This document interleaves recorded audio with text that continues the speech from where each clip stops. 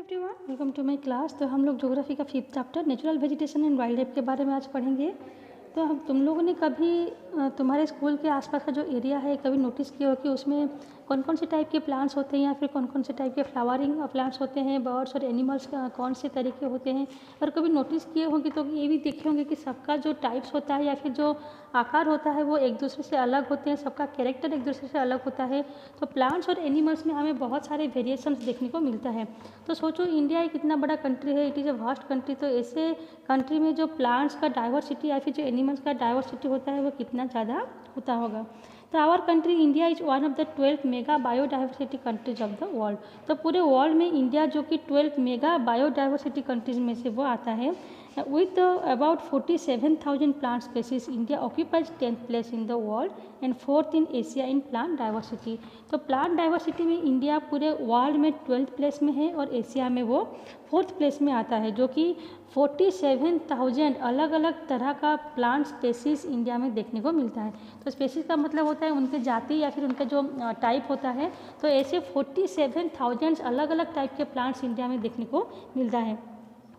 तो there are about 15,000 flowering plants in India. तो उनमें से जो 15,000 है वो खाली फ्लावरिंग प्लांट्स है जिसमें कि फूल खिलते हैं, which account for 6% in the world total number of flowering plants. तो वर्ल्ड में जितने भी टोटल फ्लावरिंग प्लांट्स है उसका 6% खाली इंडिया में ही देखने को मिलता है। The country has many non flowering plants such as ferns, algae and fungi. तो उसके छोड़ के नॉन फ्लावरिंग प्लांट्स भी है इंडिया में, जैसे कि जो फर्न्स होते हैं, अल्जी होते हैं या फिर फंगी होते हैं। तो वो सब नॉन फ्लावरिंग प्लांट्स में आते हैं जिनमें कि फ्लावर्स नहीं होता। India also has approximately 90,000 species of animals as well as a rich variety of fish in its fresh and marine waters. तो ये तो था प्लांट्स के बारे में। उसको छोड़ के जो एनिमल्स होते हैं वो 90,000 स्पेसीज के इंडिया में देखने को मिलता है। तो 90,000 अलग अलग जाति और अलग अलग वेराइटी के एनिमल्स इंडिया में होते हैं। तो उनमें से जो रिच वेराइटी के फिश जो कि हमें फ्रेश वाटर में भी और मेराइन वाटर जो कि सी वाटर होता है, तो उसमें अलग अलग टाइप के फिश भी देखने को मिलता है। So the natural vegetation refers to a plant community which has grown naturally without human aid and has been left undisturb by human for a long time. तो नेचुरल वेजिटेशन का मतलब वो सब प्लांट जो कि अपने आप नेचर से ग्रो होता है बिना किसी ह्यूमन के हेल्प से। तो this is termed as a virgin vegetation. तो उसको हम लोग वर्जिन वेजिटेशन भी बोलते हैं, जिसको कि हम लोग कभी बिना किसी ना उसको कभी छूते हैं ना उसे कोई केयर करते हैं, जो कि अपने आप ही नेचर से ग्रो होता है। तो इसलिए उसको वर्जिन वेजिटेशन भी बोलते हैं। Thus cultivated crops and fruits orchards from part of vegetation but not natural vegetation। तो जो हम लोग क्रॉप्स करते हैं, जो कल्टीवेट करते हैं, फ्रूट्स हो चाहे वो ऑर्चार्ड्स हो चाहे वो वेजिटेशन हो, तो जिनको हम लोग कल्टीवेट करते हैं तो वो उसको हम लोग वेजिटेशन बोलेंगे, लेकिन नेचुरल वेजिटेशन नहीं बोल सके। तो यहाँ पे दिया है वर्जिन वेजिटेशन का मतलब क्या है। The virgin vegetation which are purely Indian are known as endemic or indigenous species, but those which have come from outside India are termed as exotic plants। तो वर्जिन वेजिटेशन जो कि पूरे India के vegetation होते हैं, जो कि India में ही पहले से ग्रो हो रहा था, उसको बोलते हैं वर्जिन वेजिटेशन, जिनको कि हम लोग एंडेमिक और इंडिजिनस स्पेसीज भी बोलते हैं। और जो प्लांट्स इंडिया से बाहर से लेके आया गया था इंडिया को पहली बार, और उसके बाद इंडिया में उसको ग्रो किया गया था, उसको बोलते हैं एक्जोटिक प्लांट्स।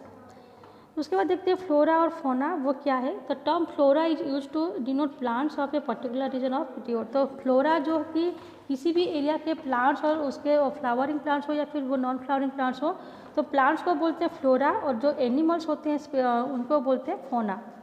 तो this huge diversity in flora and fauna kingdom is due to following factors. तो जो फ्लोरा और फोना में हमें बहुत सारे डाइवर्सिटीज़ देखने को मिलता है, वो बहुत सारे फैक्टर्स की वजह से होता है। तो वो कौन कौन से फैक्टर्स यहाँ पे दिया गया है। एक है रिलीफ फैक्टर जिसमें आता है लैंड एंड सॉयल, दूसरा है क्लाइमेट फैक्टर्स जिसमें आता है टेम्परेचर, देन आता है फोटो पीरियड, प्रिसिपिटेशंस, बस इतना ही। तो इन्हीं सभी फैक्टर की वजह से जो फ्लोरा और फोना है वो अलग अलग टाइप में अलग अलग रहता है। तो सबसे पहले देखते हैं रिलीफ के बारे में। तो रिलीफ में दिया गया लैंड। तो जो लैंडफॉर्म होता है वो नेचुरल वेजिटेशन को डायरेक्टली हो या इनडायरेक्टली हो वो अफेक्ट करता है, क्योंकि हम लोगों को भी देखने को मिलता है कि जो वेजिटेशन हमें माउंटेन में होता है वो प्लेटो एरिया में नहीं होता, या फिर प्लेन एरिया में नहीं होता, या फिर ड्राई रीजन्स में नहीं होता। तो लैंडफॉर्म के हिसाब से भी अलग अलग टाइप के वेजिटेशन देखने को मिलते हैं। तो the nature of land influence the type of vegetation. तो जो लैंड का नेचर होता है वही वेजिटेशन के टाइप को भी इन्फ्लुएंस करता है। The fertile level is generally devoted to agriculture. और जो फर्टाइल लैंड होता है वो ज़्यादातर एग्रीकल्चर के लिए होता है। The undulating and the rough terrain are areas where grassland and woodlands develop.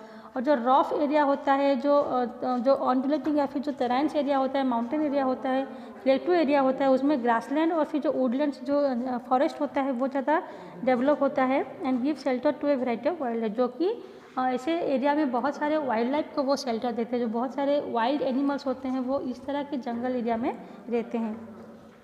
Then आता है soil. The soil is also very over space. तो जो सॉइल होता है वो भी अलग अलग जगह पे अलग अलग रहता है। Different type of soil provide basis for different type of vegetation. तो अलग अलग टाइप के सॉइल में अलग अलग टाइप के वेजिटेशन होते हैं। जैसे कि सॉइल के बहुत सारे टाइप होते हैं, red soil, black soil, laterite soil, alluvial soil. तो कौन से सॉइल के न्यूट्रिशन किस टाइप के प्लांट्स ग्रो होता है वो भी उसके ऊपर डिपेंड करता है। तो अलग अलग सॉइल के हिसाब से अलग अलग प्लांट्स होते हैं। The sandy soil of the desert support cactus and thorny bushes, while the wet marshy and the deltaic soil support mangroves and deltaic vegetation। तो जो सैंडी सॉइल होता है, फिर जो डेजर्ट एरिया में जो सॉइल देखने को मिलता है वहाँ पे कैक्टस और थॉर्नी बुशेस अच्छे से ग्रो होता है। वहीं जो डेल्टाइक सॉइल होता है या फिर जो बीच एरिया में होता है, जो समंदर के किनारे देखने को मिलता है, उसमें मैनग्रोव फॉरेस्ट ज़्यादा अच्छे से ग्रो करता है। The hill slopes with some depth of the soil है कॉनिकल ट्रीज। और जो माउंटेन एरिया होता है या फिर जो हिल स्लोप्स होते हैं वहाँ पे जो कोनीफेरस होता है या फिर जो कोनिकल ट्रीज होता है वो अच्छे से ग्रो होता है। तो इसलिए जो सॉइल का टाइप होता है उसके हिसाब से भी वेजिटेशन डिपेंड करता है। देन आता है क्लाइमेट। तो क्लाइमेट में सबसे पहले आता है टेम्परेचर। जो टेम्परेचर का कैरेक्टर होता है, जो वेजिटेशन का कैरेक्टर या फिर एक्सटेंट होता है वो भी हमें टेम्परेचर के ऊपर डिपेंड करता है। क्योंकि जहाँ पे टेम्परेचर ज़्यादा होता है वहाँ पे अलग वेजिटेशन होता है, कहीं पे ह्यूमिडिटी ज़्यादा होता है, कहीं पे प्रिसिपिटेशन अलग होते हैं, कहीं पे सॉइल का क्वालिटी अलग होता है।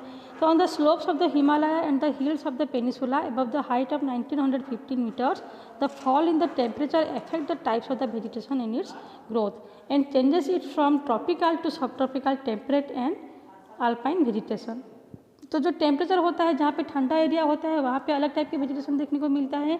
जहाँ पे गर्मी एरिया होता है जैसे डेजर्ट एरिया, वहाँ पे अलग टाइप की वेजिटेशन देखने को मिलता है। तो यहाँ पे टेम्परेचर जो है वो भी एक इम्पोर्टेंट रोल प्ले करता है वेजिटेशन को अलग अलग टाइप बनाने में।